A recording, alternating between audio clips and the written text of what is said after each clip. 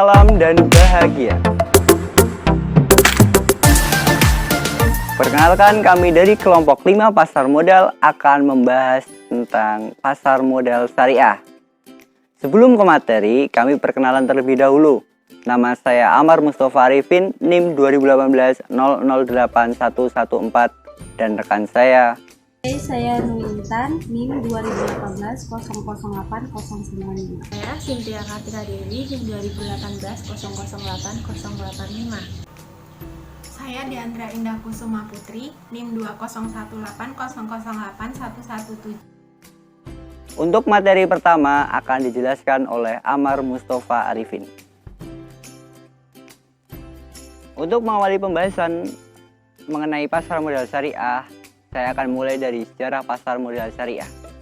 Pasar modal syariah di Indonesia dimulai dengan diterbitkannya reksadana syariah oleh PT Dana Reksa Investment Management pada tanggal 3 Juli tahun 1997.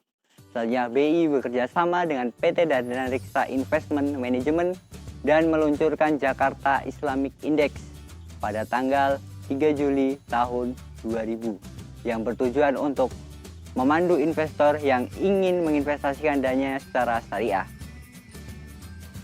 Pada tanggal 18 April 2001, untuk pertama kali Dewan Syariah Nasional Majelis Ulama Indonesia dalam kurung DSN MUI mengeluarkan fatwa yang berkaitan langsung dengan pasar modal syariah, yaitu fatwa nomor 20 DSN MUI 4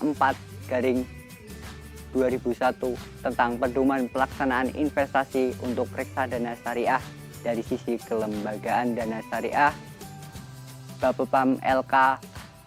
Perkembangan pasar modal syariah ditandai dengan pembentukan tim pengembangan pasar modal syariah di tahun 2003. Tim kelembagaan ini menerbitkan beberapa surat berharga yang berkaitan dengan pasar modal syariah. Selanjutnya, gambaran mengenai pasar modal syariah di Indonesia.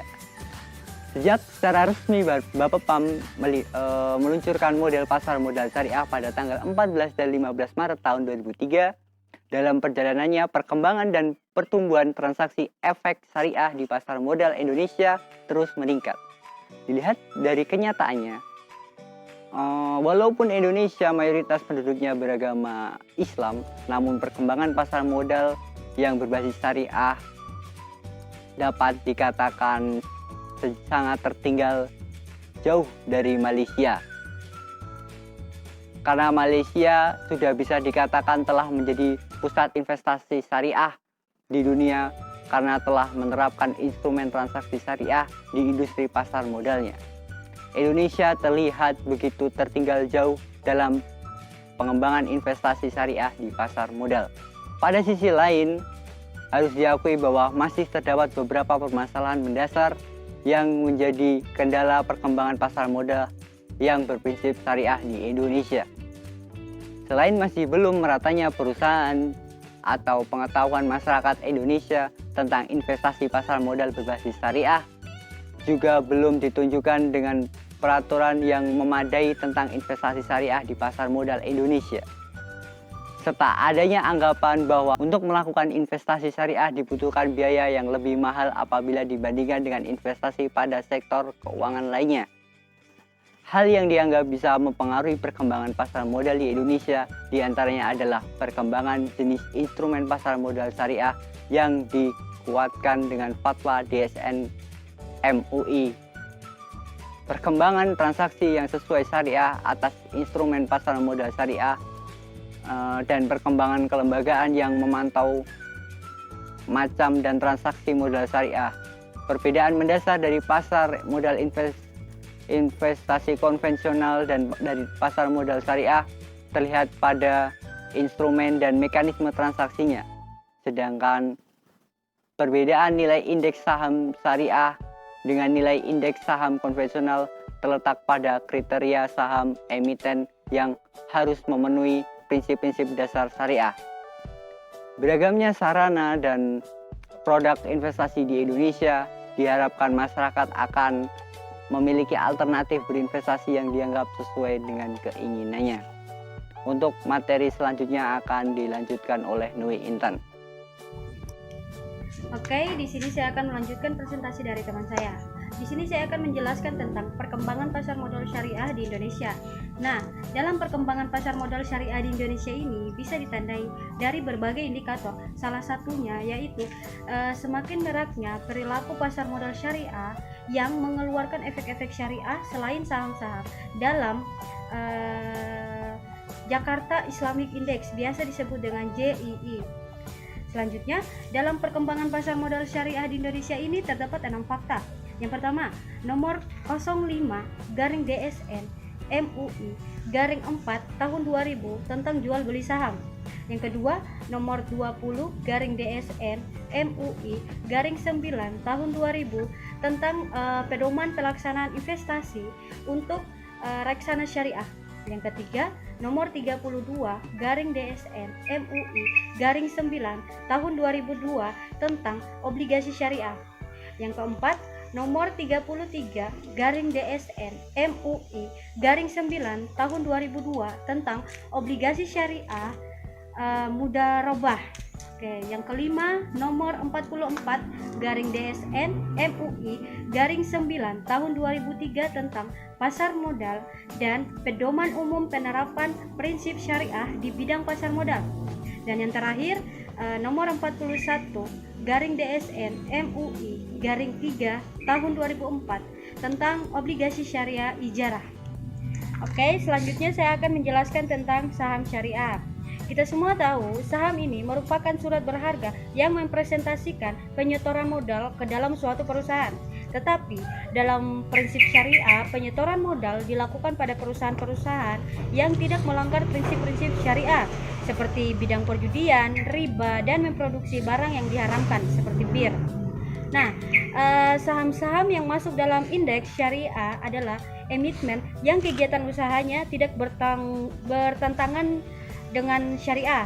Yang pertama, ada usaha perjudian. Kedua, usaha lembaga keuangan konvensional atau biasa disebut dengan ribawi. Dan yang ketiga, usaha yang memproduksi, mendistribusi serta memperdagangkan makanan dan minuman yang tergolong haram. Keempat, usaha yang memproduksi, mendistribusi atau menyediakan barang-barang atau jasa yang merusak moral dan bersifat mudarat. Oke, selanjutnya dalam proses pemilihan saham yang masuk di JII Bursa Efek Indonesia yang mempertimbangkan aspek likuiditas dan kondisi keuangan emiten, itu ada 4 ya. Yang pertama, kita harus memilih kumpulan saham dengan jenis usaha utama yang tidak bertentangan dengan prinsip syariah dan sudah tercatat lebih dari 3 bulan. Dan yang kedua, kita harus memilih saham berdasarkan laporan keuangan tahunan atau tengah tahunan berakhir yang memiliki rasio kewajiban terhadap aktiva maksimal sebesar 90%.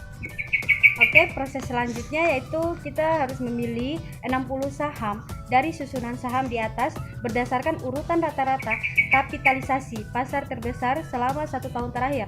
Dan yang terakhir, kita harus memilih 30 saham dengan urutan berdasarkan tingkat likuiditas rata-rata nilai perdagangan reguler selama 1 tahun terakhir. Oke, sekian dari presentasi saya. Selanjutnya akan dilanjutkan oleh teman saya.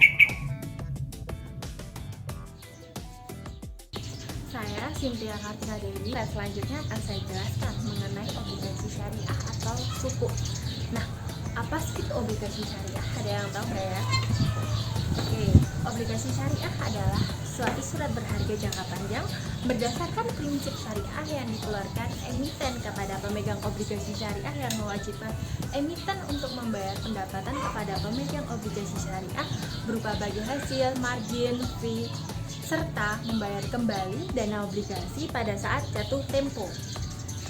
Nah, perkembangan selanjutnya, instrumen investasi syariah di pasar modal terus bertambah dengan kehadiran obligasi syariah di PT Indosat Tbk pada awal September 2002. Nah, instrumen ini merupakan obligasi syariah pertama dan dilanjutkan dengan penerbitan obligasi syariah lainnya.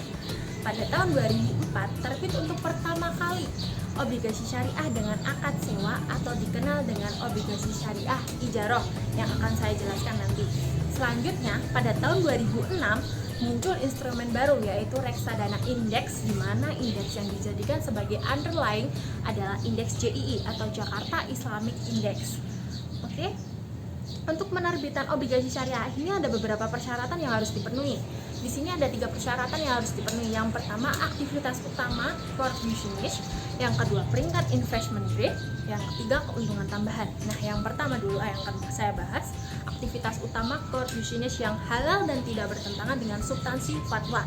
Nah, di dalam fatwa ini dijelaskan bahwa ada jenis kegiatan usaha yang bertentangan dengan syariah Islam. Di antaranya ada usaha perjudian, permainan yang tergolong judi, perdagangan yang dilarang, serta usaha lembaga keuangan konvensional ribawi, termasuk juga perbankan dan asuransi konvensional.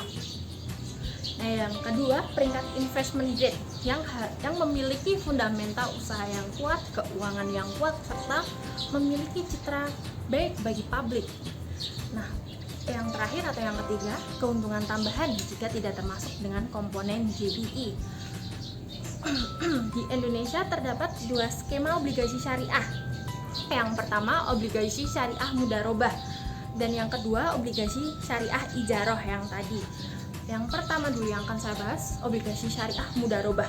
Nah, obligasi syariah mudharabah ini merupakan obligasi syariah yang menggunakan akad bagi hasil sedemikian sehingga pendapatan yang diperoleh investor atas obligasi tersebut diperoleh setelah mengetahui pendapatan emiten. Yang kedua, obligasi syariah ijaroh. Nah, obligasi syariah ijaroh ini merupakan obligasi syariah yang menggunakan akad sewa sedemikian sehingga kupon atau free ijaroh bersifat tetap dan bisa diketahui atau diperhitungkan sejak awal obligasi itu diterbitkan. Nah, oke, baik, di sini nanti ada tabel obligasi syariah tahun 2017.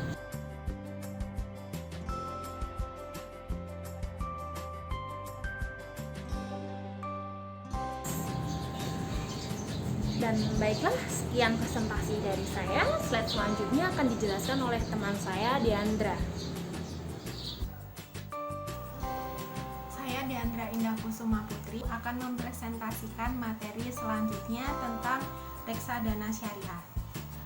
Reksadana syariah merupakan reksadana yang mengalokasikan seluruh dana atau portofolio ke dalam instrumen syariah seperti saham-saham yang tergabung dalam Jakarta Islamic Index atau JII, obligasi syariah, dan berbagai instrumen keuangan syariah lainnya. Keputusan seorang investor yang ingin menginvestasikan dananya dalam reksadana syariah, suatu informasi penting yang diperlukan adalah mengukur kinerja reksadana saham syariah. Ada 2 hal penting yang harus dipertimbangkan dalam mengukur kinerja reksadana saham syariah. Yang pertama, tingkat hasil atau rate of return yang diperoleh sama atau lebih besar dari tingkat hasil portofolio atau return portofolio tertentu dengan resiko yang sama atau lebih kecil dari tingkat resiko pasar atau market risk. Yang kedua, melakukan diversifikasi sehingga dapat mengelimi resiko yang tidak sistematis yang diukur dengan menghitung korelasi antara tingkat hasil reksadana saham syariah dengan tingkat hasil portofolio pasar. Investor reksadana harus selalu memonitor investasinya dengan cara selalu melihat prospektus, kondisi pasar, dan kinerja manajer investasi yang mengelola dananya. Hal ini dilakukan supaya dana yang diinvestasikan dapat memberikan nilai guna yang lebih atau value added di masa mendatang, lebih berkembang, dan supaya dana tidak berkurang. Hal-hal yang perlu diperhatikan, yang pertama, perlu memperhatikan total investasi atau total return. Yang kedua, perkembangan NAV. Yang terakhir, laporan periodik. Nah, selanjutnya ditampilkan tabel daftar reksadana syariah tahun 2017. Yang pertama, reksadana PNM syariah. Yang kedua, dana reksa syariah berimbang. Yang ketiga, BNI Dana Syariah. Yang keempat, PNM Amanah Syariah. Yang kelima, Mandiri Investa Syariah berimbang. Yang keenam, MNC Dana Syariah.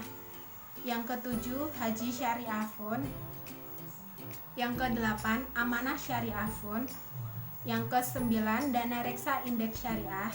Dan yang ke-10, Trim Syariah Berimbang. Sekian presentasi dari materi reksadana syariah. Selanjutnya akan saya kembalikan kepada moderator. Oke, itu tadi mengenai pasar modal syariah di Indonesia. Apabila ada kesalahan, kami mohon maaf yang sebesar-besarnya. Terima kasih. Salam.